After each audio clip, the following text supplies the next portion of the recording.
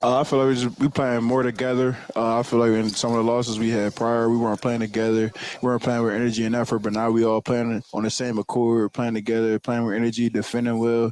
So, I think it's translating into wins. Good afternoon, everybody. That was Terrance Williams II, or as I call him, TW2, the junior from Michigan, forward, number 5. Thanks to mgoblue.com for the audio. We are joined by Trevor McCue, the senior editor from the Maize and Blue Review, who's live on the screen, ready to go. It's great to see him. Trevor, how are you? Good, man. Feel like we haven't talked in a while. It's good to see you. Yeah, well, that's because we haven't talked for a while. We had the end of the season, and then we had January, which was very eventful for Michigan news with Jim Harbaugh and recruiting, and now we've kind of went into February, and now we're just kind of waiting to see what's going to happen.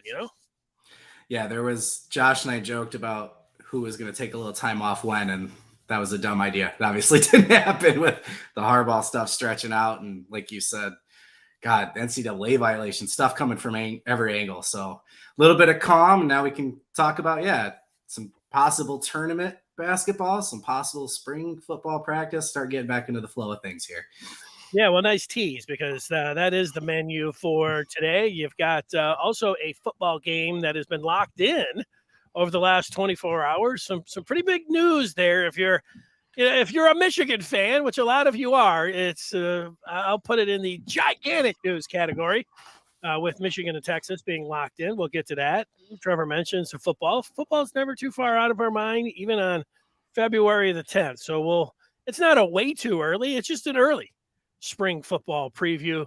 But one thing that could energize the fan base is a little bit of basketball and some W's, and that's where we'll start. Michigan and Indiana tomorrow night. And Trevor, all year long, you can look back and say, oh man, they played some heavyweights and close but no cigar. And then there was the disappointment on in the last days of December with a loss against Central, but they're in the stretch run. They can see the finish line, and they also have a chance here. I don't know how good of a chance, but they have a chance still to punch their ticket to the big dance.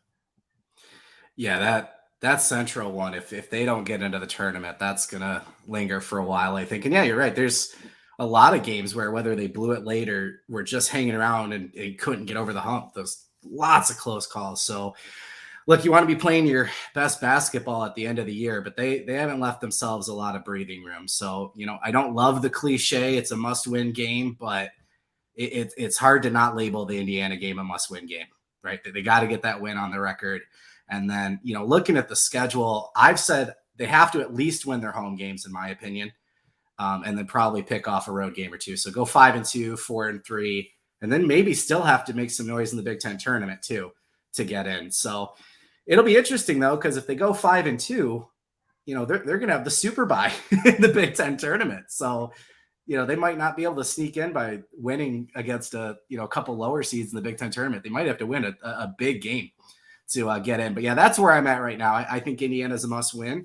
I think they can win. Indiana's an interesting team because they can beat Purdue and beat Rutgers and then lose to Minnesota. So it'll be interesting to see who shows up Saturday. But if we're coming off that last game, I thought that was one of the best games they've played all year. So you like the momentum they have, that's for sure. Well, Michigan beat Ohio State on Sunday, and then they followed it up with a win against Nebraska the other night. That's the one you're talking about. And that was 3 in a row because they'd beat Northwestern before that, and 4 in a row if they would be able to get the win tomorrow night against Indiana. And all the things that you say, I don't see any lies there about, feeling like this is a must win. We all know with basketball, Michigan actually could lose all 7 of these games, go to Chicago in the Big Ten tournament, have to play on a Wednesday, and then mow through the whole thing, get to and win and get the automatic bid. Now, I don't think that is going to happen, but the way that you're looking at it, I think is the way that you should look at it. I've looked at it like Michigan has 14 wins, and they've got 7 games in the regular season. If they get to 20, I'll feel pretty good about them getting in. So however you want to look at these 7 games. So going by your model, if they win their 3 home games, that would give them the 17. If they won one of the road games, that would give them 18. They win 2 in the Big Ten tournament. That seems doable. That seems like the blueprint for the Wolverines to get to the big dance this year. Yeah, no, I agree 100%. You don't want to bank on having to win the tournament, right, to get in, but that path would be there.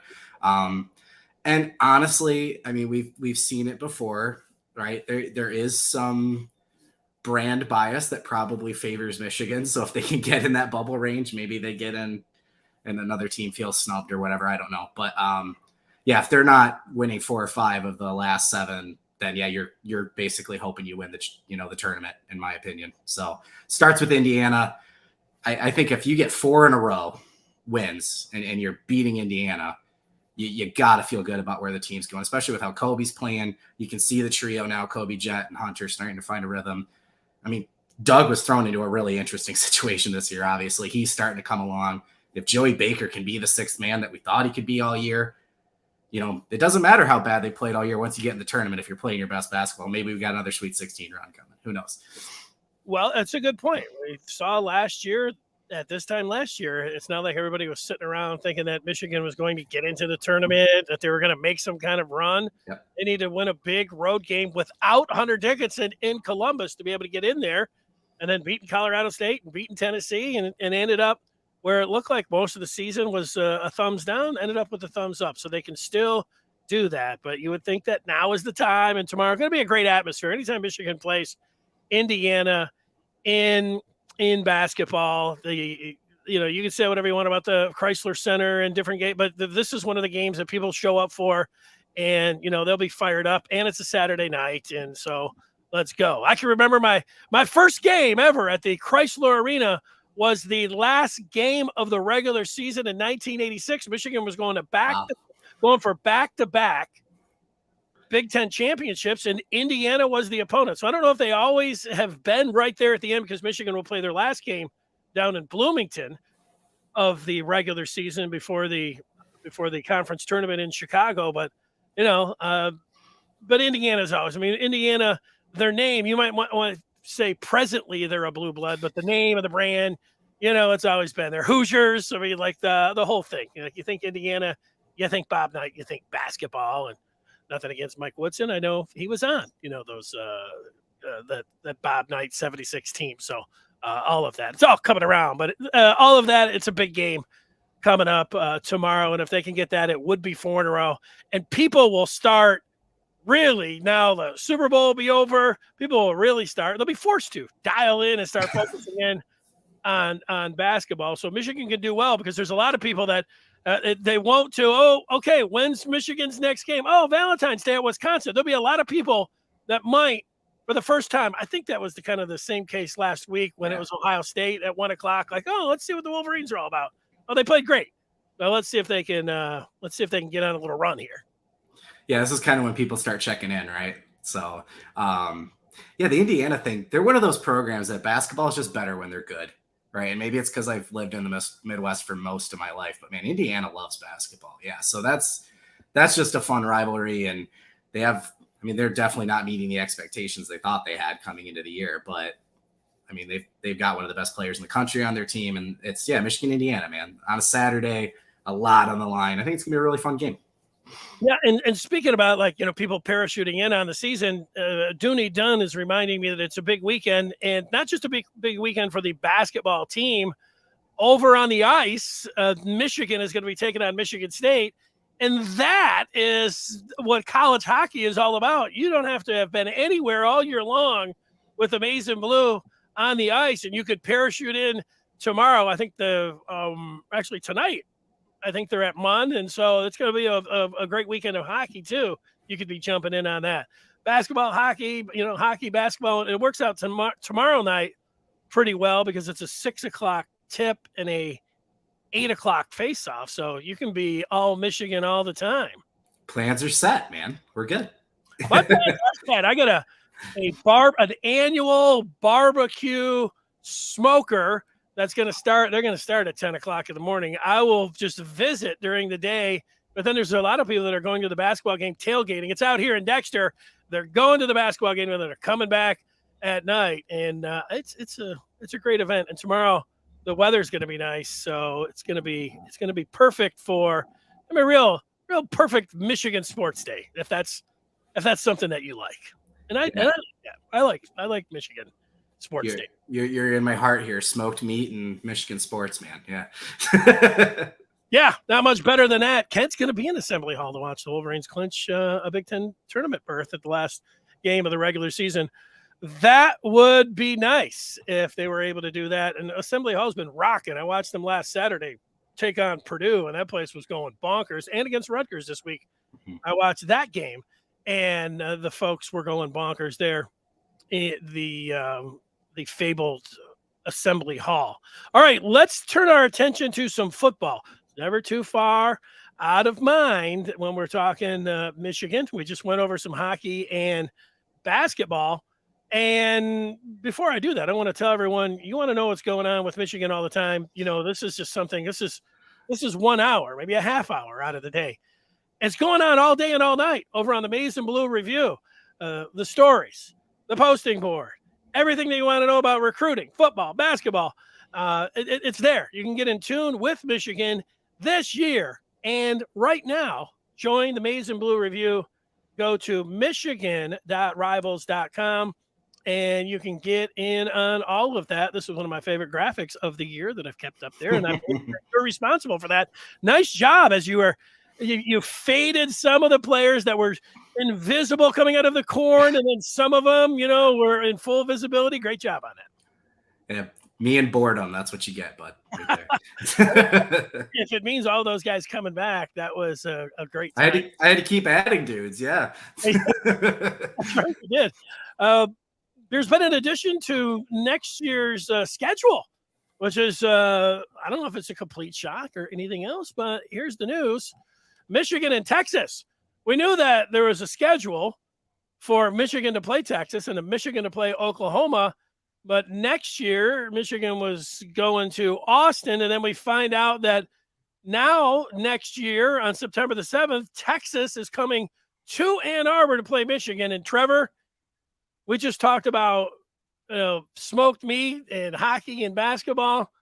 There's really nothing better in the world than looking at the screen right now and thinking about football in 24 and seeing Michigan and Texas playing in Ann Arbor. I mean, go ahead, take it away. Yeah, I actually tweeted right before. So just kind of the chronological of things, how they came out last night. The Big 12 had Texas and Oklahoma locked in until 2025. And Texas and Oklahoma were trying to get out a year early to get to the SEC in 24 with the start of the new college football playoff. Cost them $100 million to do it. So when that first came out that they were getting out early, my first thought was, great, these games are probably going to get canceled, because what we're essentially having now is a battle of ESPN versus Fox. ESPN with the SEC and now Fox with the Big Ten. And I assumed with the broadcasting fight and whatever you want to put, that those games were going to get canceled. So I believe it was Pete Thamel came out right away and was like, actually, part of that negotiation is they're switching the location of these games. So the reason they're doing that is the home team is what determines the broadcasting rights. So next year, Fox is going to lose Texas and Oklahoma, which is a huge rating draw for them. Had the game stayed the way it was, where Michigan goes to Austin, they would also lose that game to ESPN, because with Texas being in the SEC. So this is just a pure money deal. Fox saying, hey, we want it in Ann Arbor this year so that we can get the broadcasting rights. So this will be a big noon game. I've already seen people saying, oh, it's got to be a night game. It won't be. Fox wants this. It was part of the negotiation. It'll be a big noon game. So, but yeah, this is, I guess, kind of the problem with the 4-team playoff was we were seeing, Michigan included, teams scheduling these weaker non-conference games because you didn't want to knock yourself out of playoff contention at the beginning of the year. And the hope was with the expanded playoff, we would see more of these P5 matchups, because other than the Rose Bowl and Vince Young Rose Bowl 04, other than that, they haven't played much. It was great game, but yeah. But not a good end. No, these are two legendary programs. I mean, to see Texas in Michigan Stadium, Michigan down in Austin, that's going to be amazing. It's really good for college football. So I'm excited to have them here. And then obviously we'll be traveling down to Austin in 27. I was less concerned with the switch and just more relieved, I guess, to see those games staying on the schedule, because as good as it is maybe for the team to have some easy non-cons to treat like a preseason schedule, the more meaningful games Michigan plays, that's better for football. It's better for fans. It's a great thing. Next year is going to be exciting. Those ticket prices are going to be outrageous. So get them while you can, man. Yeah, well, when you say we, I feel like in 27, I'm going to clear my plans. Going down to Austin's a pretty good idea. All right, two things about this game before we get to spring football. And if you have any questions, go ahead and put them in the chat for Trevor if you have any questions about Michigan football and what's going to involve in spring. All right, so the two things. One, how's my style? This is a down horn that I'm doing. Is that it? Like is it this? Am I doing it right? I don't know. Yeah, you gotta get a little more point on it, I think. But yeah. All right. You do that though, and I think of Drew Lock, and then against Missouri, and then when they came back and oh man, why can't I think of his name now? Tom Herman mocking him doing this little maneuver. So that's all I think of when you do it. But I think Baker Mayfield was doing it too. Oh yeah, Didn't they say that they were going to, like, the officials were going to call a flag on like the fans if they were doing it, or was it using players or something? That didn't work out really well. And then when they found out that Texas was going to the SEC, it didn't work for the opposing fans. They're all like, "Bring it on! We'll take the flag." Oh, for those that are listening on the podcast, I'm trying the downward. Is it called the downward horn? Is that what it's called? No idea. Okay. I don't know. I'm going to ask you to give me. I don't know how you are when it comes to gambling or anything else, but I want you to give me an exacta, and the exacta is on September the 7th, 2024, Michigan and Texas. Who will be the starting quarterbacks in this game? Oh, I should have known you were going to ask me that. Okay. Arch Manning is going to be starting for Texas. Ooh, Arch Manning. Okay. Arch Manning will be the starting quarterback for Texas. And J.J. McCarthy will be the starting quarterback for Michigan. Wow. Yeah. I like it. That's that even headliner that you talked about the ticket prices. If you could lock in, that'd be Manning. Quinn Ewers is a really good quarterback. I liked what I saw from him this year. I really liked when he. I didn't watch all of Texas games, but the game that he got hurt against Alabama, he looked fantastic in that game. And he landed on his shoulder. I'm convinced they win that game if he stayed healthy. Me too. Yeah, me too. And so I don't know if you've got Arch coming in, but is Arch really going to sit for an entire season and then next year as well? So I don't know, he'd be a redshirt freshman or a true sophomore. That's going to be tough. And one of those two guys, for the Longhorns, and the other one will probably, be playing for Texas A&M or something. So. But the McCarthy, that would be nice seeing J.J. McCarthy staying around for his senior season. But if he has a great year, I mean, if you're projected to go in the top 10, he might not be able to stay around. So my only reasoning is it's expected to be a pretty loaded quarterback class. So I do think there's a chance that even with a really, really, really good season, JJ still might be better off coming back. And when you think about what we've seen, and I don't want to get into this too early, I guess, but what we've seen with a lot of the guys coming back in terms of what they valued in coming back to Michigan for a senior year, in terms of finishing at Michigan and the degree, and then obviously the NIL influence. JJ is going to I think JJ will be put in a big spot where it'll make a lot of sense for him to come back. He's the kind of guy I could see coming back for one more year. So it's the NIL bell. If you didn't know, NIL go for it. But yeah, considering those that stay got compensated last year, McCarthy has a really good season, and they're thinking, 5-6 quarterbacks. And he's like, I'm coming back. You can just imagine what the compensation package will be for somebody like J.J. McCarthy. Wow. Going to be pretty good. Yeah. That's going to be. That's for sure. All right. I could talk about Michigan and Texas all day. And the good thing is we got a long time to talk about the burnt orange and the maize and blue. So this was just the first of many. I was saying like, because of Texas and Oklahoma going to the SEC and the battle between the two, I thought that this was just going to get canceled. 100%.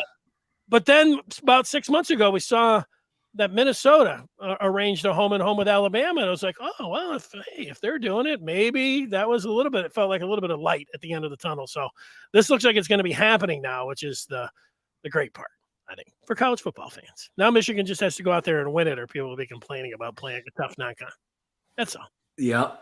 I can hear it already. Yep. All right. I asked for early football spring questions, and for that we are going to go to the chat. There it is. The spring game coming up on April the 1st, the culmination of the 15 practices.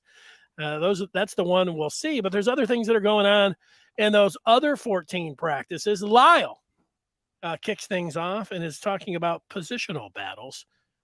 Do you anticipate any positional battles, Trevor? I think there's three big ones. Right tackle.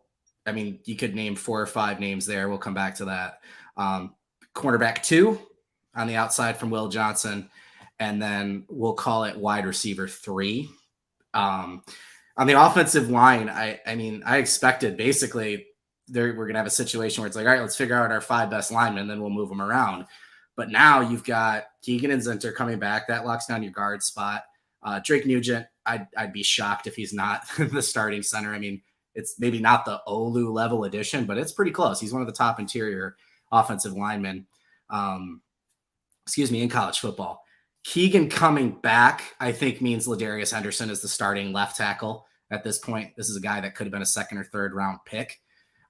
He played guard at Arizona State, came in as a tackle prospect, really, really long arms. I think they like him at left tackle. So over at right tackle, as things stand right now, assuming there's no transfer outs, at least starting at spring, you've got Trent Jones, Carson Barnhart, both back, both played right tackle last year. You've added Miles Hinton, who of course is Chris Hinton's brother. He's a starter from Stanford. He's got starting experience. And then you can throw in Jeffrey Percy, who started at left tackle last year in a fill-in game. Maybe he loses his spot. He's going to fight at right tackle. Tristan Bounds, Andrew Gentry, who became Michigan's number 1 recruit in the 2020 class, coming in the transfer from, he was at BYU, did a couple of missionary trips, and now he's here. So if he's back in football shape, he's going to be pushing. So it'll be interesting to see. Sorry, I lost you for a second there. It'll be interesting to see what happens there for sure. But they've got 9 guys. You think about, you lose Ryan Hayes and Olu, and you've got 9 guys that have started on the offensive line coming back. So 3 years in a row, Joe Moore award winning, maybe. At cornerback, I don't think Sainristil is going to go outside. I think they're going to keep him in that nickel role. They may do something where him and Rod Moore are playing some outside corner, but I think that's going to be, Jaden McBurrows, if he can stay healthy. And then the name to watch there now seems to be Amarian Walker. He was part of that wide receiver freak show class, but the more and more we hear, he's probably going to be the next Sainristil experiment. He'll play at both spots in the spring, but he's going to be competing for that second corner spot as well. Whole other host of names there. And then, wide receiver 3 is interesting because I think Cornelius Johnson and Roman Wilson. Yes, right? I'm familiar with those guys. But where does Roman Wilson play? Does he slide outside and play that Ronnie Bell type role, or do they keep him in the slot where he took 94% of his snaps this year? If he goes to the slot, I think Darius Clemens is the for sure outside receiver with Cornelius Johnson, which that's what I think is going to happen. I think he's got wide receiver 1 potential all over him. He'd be my breakout, etc. But if Roman goes outside, now you're talking about AJ Henning, Tyler Morris fighting for snaps at the slot. Kind of irrelevant because they're going to move guys around. We know that they're not going to have the solid starting 3 in the same spots, but there will be a top 3, I think. So whether it's Clemens getting into that 3rd role as an outside guy, or AJ Henning finally breaking out as a receiver, or maybe Tyler Morris is the sophomore wide receiver that breaks out. So those are my position battles. Who's the 3rd receiver? Who's at right tackle? And who's starting across from the best cornerback in the Big Ten, Will Johnson? It's just music to everyone's ear.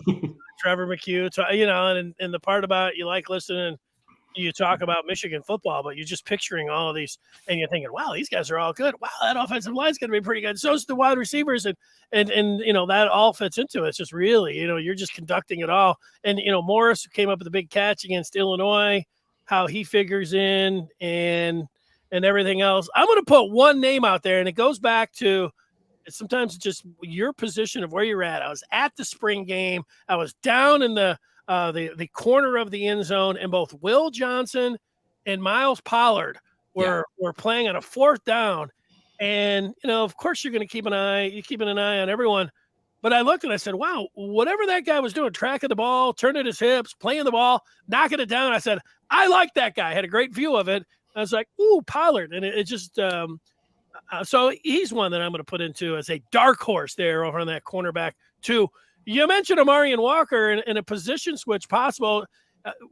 He played a snap or two last year, and then we saw a video off of Will Johnson's Instagram where he did a 3-cone in a spectacular time, which raised everybody's eyebrows. Is that why we're kind of fired up about Walker? The talk existed even when he was a recruit that they could potentially move him to corner. And even in practices last year, he was playing a little bit on both sides. So they were just trying to get him on the field last year. He didn't look great in those corner snaps, but I wouldn't expect him to. He's a freshman. He's playing at multiple positions. So I think the most important thing, whatever they do with him, is to get him comfortable. I think we saw maybe the negative effects of that with Kalel Mullings this year, where try it out, but once you know what you want to do with the guy, go. Now, unfortunately, the Nakai Hill-Green injury turned the Mullings things away, so that's a different situation. But they've been talking about it for a little while just because he's 6'4", but he's crazy smooth. Ball hawk, dude's got ups, right? He'd be a great receiver, but they think his agility, and obviously, 6.1 cone drill would be the fastest at the NFL Combine last year.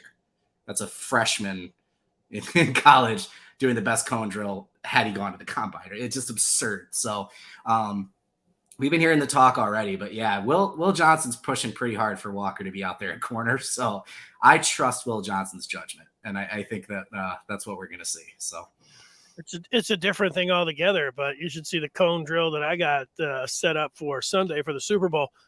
We don't time it, though. Jason with some good questions. He's got two of them. Out of the returning freshmen and sophomores, who do you think will make the biggest progression this offseason? And then the second one is about Charles Woodson whiskey. Have you tried the Woodson whiskey yet? He must be one of my buddies on Twitter. There's a lot of whiskey conversation out there. So, man, that's tough because as good as Mason Graham and Will Johnson were as freshmen, I think they're still going to take another big step up, which is kind of crazy to think of, right? But I guess in the vein of what that question really is, I'm going to go with Derek Moore. Moore towards the end of the year was getting on the field a little bit more with Braden McGregor. I think there's going to be, if you're looking for a guy that was blocked last year and is going to have more opportunity this year, you think of McGregor and Moore. More specifically, though, I talked about this in my What's Next defensive line article. I think he's got the size to be not what Mike Morris was last year, but what he was in 2021. Which was a guy that can play standing on the edge, a guy that can play with his hand in the dirt, and a guy that can slide inside. So with Taylor Upshaw leaving, I wonder if Moore is going to see a lot of snaps, edge, inside, in the NASCAR packages, speed, whatever it might be. I think he's going to have a huge opportunity to play more. And I remember you and I talked at the spring game, seeing him just physically. He sticks out. He's a monster. So he looked good in the action he had, especially towards the end of the year. So I would go with Derek Moore. My other choice might be also on the defensive line, Kenneth Grant. I think Kenneth Grant's a big boy who's going to get a lot of snaps this year with Mozzie Smith heading to the NFL.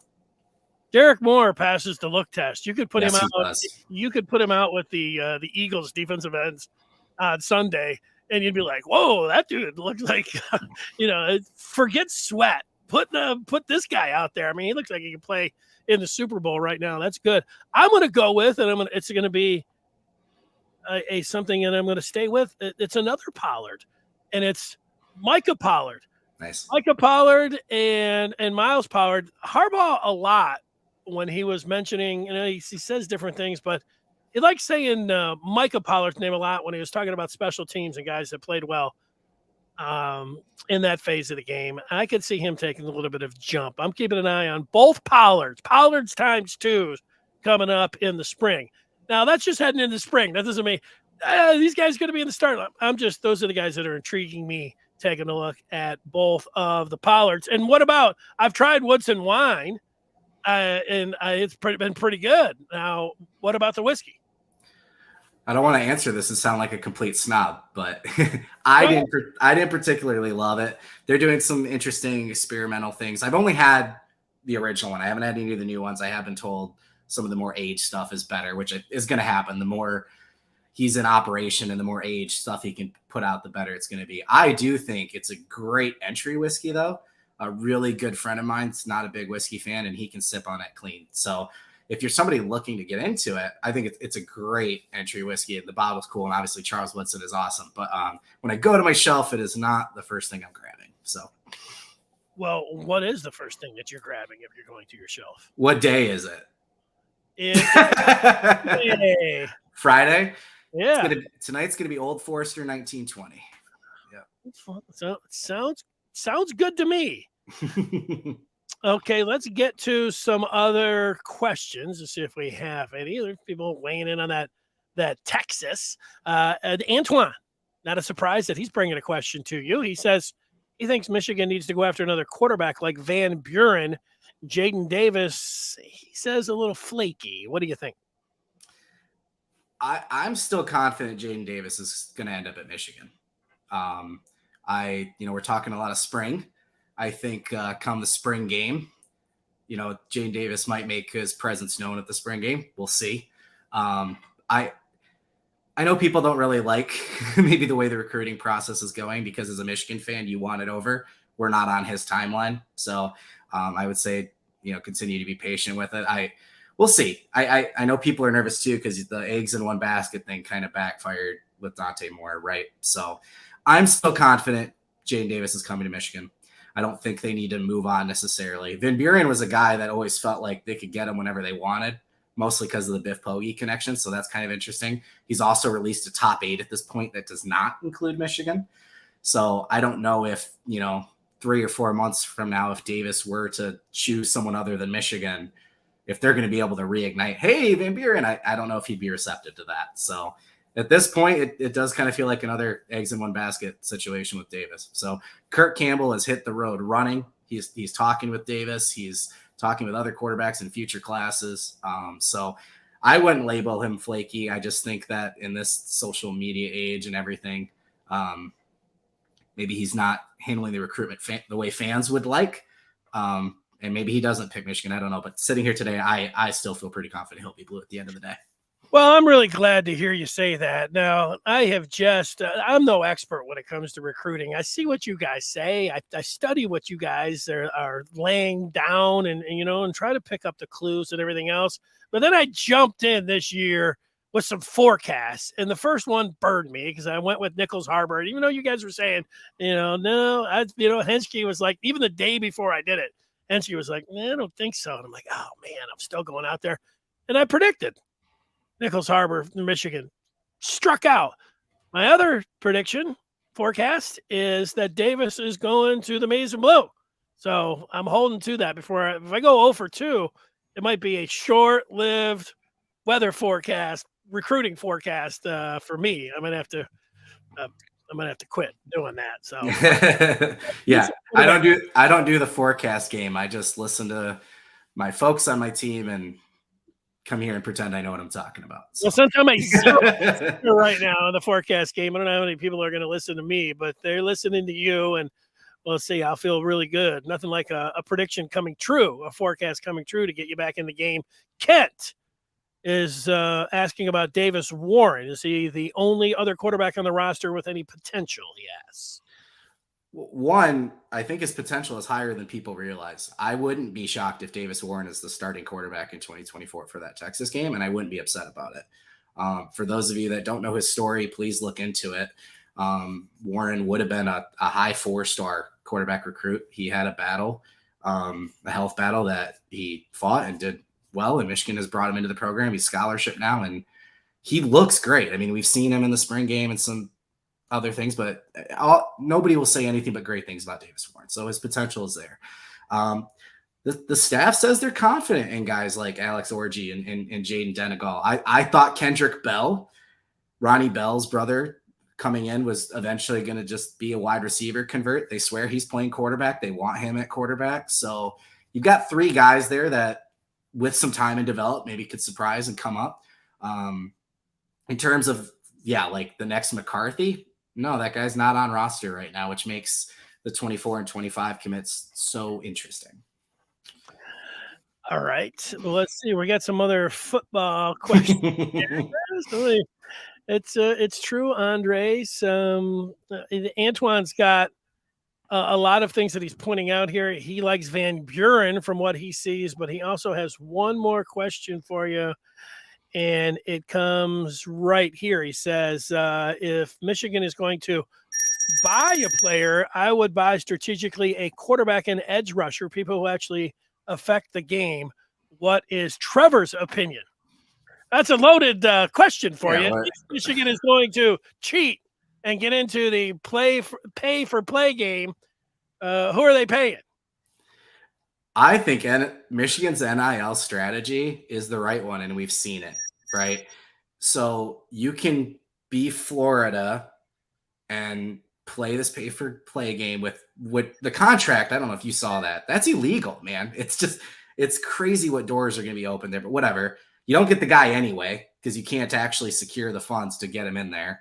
You don't get your QB plus all the other nonsense that comes with it, right? Or you reward your guys that are here and keep them, or you go into the transfer portal. Just from like a return on investment standpoint, if I had to, again, for the argument of buy a high school recruit, which is a roll of the dice, or a freshman or sophomore transfer who I've already seen play college football, get involved in the transfer game, right? If Michigan can continue to bring in impact players in the transfer portal, 3 to 7 every year to assess different needs they have on the roster, and only lose guys that, although they had a role on the team, are going somewhere else where they're going to get a bigger role, that's a formula that's going to win.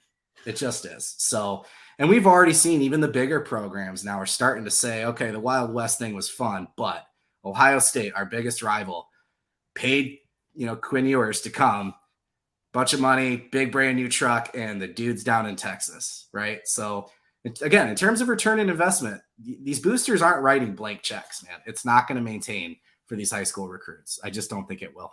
Well, I think that's it all makes a lot of sense. And I think that from a Michigan standpoint, I think most people, it all sounds very reasonable and smart and legal, which is the big part about all that. I look at the Rashada case in Florida and that the NCAA and everybody's like, if you're not going to penalize Florida, then are you ever going to penalize anybody? And what's going to happen there is they're just going to say nothing's going to happen. And if they can't penalize Florida and all of these other teams are out there, they didn't do anything to USC when they were bringing in Addison and every other thing that's going out there, every clue is out there about the money. Then you can say, hey, you can either play that game or you can't get caught. Everybody else is doing it. Nobody is, getting their hands slapped even. So, that's the other part about it. You got to take a look and can you, with all those other buffers that you talked about, still remain competitive? That's what we're going to find out. So, yeah. I think the frustration with the NCAA is a different conversation, and one that I'm probably going to agree with people more on. I'm kind of in the minority on being very supportive of Michigan's NIL strategy.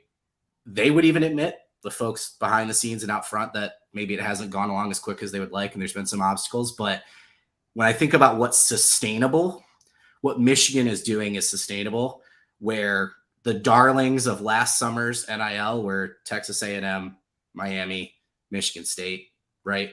Michigan State. Right. I mean, remember the Lambos and goats on the field and everything, right?